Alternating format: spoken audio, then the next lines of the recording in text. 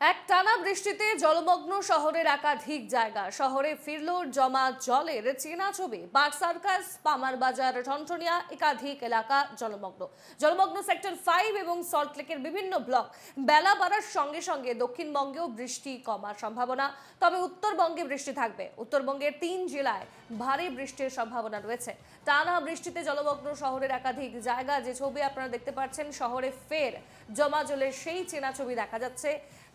Park circus, পামার বাজার, ঠনঠনিয়া জলমগ্ন। তার পাশাপাশি জলমগ্ন সেক্টর 5 এবং সল্টলেকের বিভিন্ন ব্লক।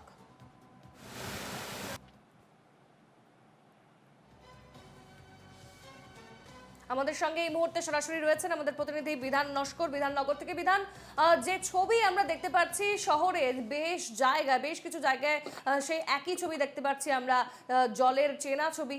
পার্ক সার্কাস, পামার বাজার, ঠনঠনি একাধিক এলাকা জলমগ্ন। তুমি কোথায় রয়েছো, সেখানের পরিস্থিতি ঠিক কি রকম এই মুহূর্তে?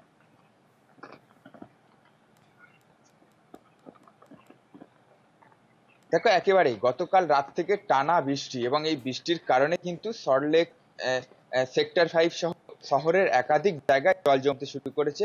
যে চিত্র দেখা যাচ্ছে এই মুহূর্তে, রাস্তা থেকে শুরু করে বিভিন্ন যে সল্টলেকের ব্লক এলাকা, সেই সমস্ত এলাকায় কিন্তু জল জমতে শুরু করেছে। তবে এই বৃষ্টি যদি আর কিছুক্ষণ চলতে থাকে, একেবারে শুধুমাত্র সেক্টর 5 বা সল্টলেকের বিভিন্ন ব্লক নয়, একেবারে গোটা এলাকা কিন্তু জলমগ্ন হয়ে পড়বে, ভয়ঙ্কর চেহারা নেবে।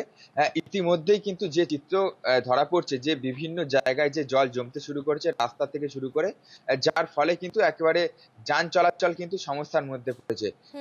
এই মুহূর্তে কিন্তু শুধুমাত্র সল্টলেক বা সেক্টর 5 এলাকা নয়, অন্যদিকে নিউ টাউনের দিকে আসার যে রাস্তা, অর্থাৎ এয়ারপোর্ট বা হলদিরাম থেকে নিউ টাউন গামী যে রাস্তা, বা অন্যদিকে এয়ারপোর্ট গামী যে রাস্তা, একেবারে হলদিরামের কাছে জলমগ্ন হয়ে পড়েছে। যার ফলে কিন্তু একেবারে গাড়ি কিন্তু যানজট সৃষ্টি হয়েছে রাস্তার বিভিন্ন জায়গায়।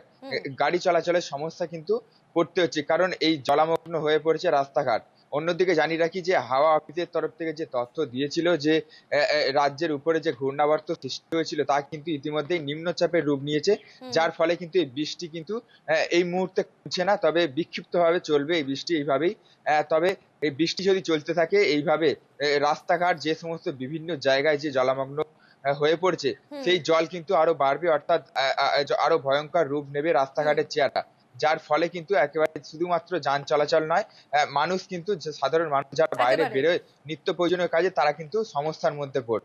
হ্যাঁ বিধান, আমাদের নজর থাকবে সেদিকে। অর্থাৎ বিক্ষিপ্ত বৃষ্টিপাত তো রয়েছে এবং বিভিন্ন জায়গায় জমে গেছে জল, যার জেরে নিত্যযাত্রীরা ভোগান্তিতে। আপনারা দেখতে পাচ্ছেন কলকাতার সেই চেনা ছবি।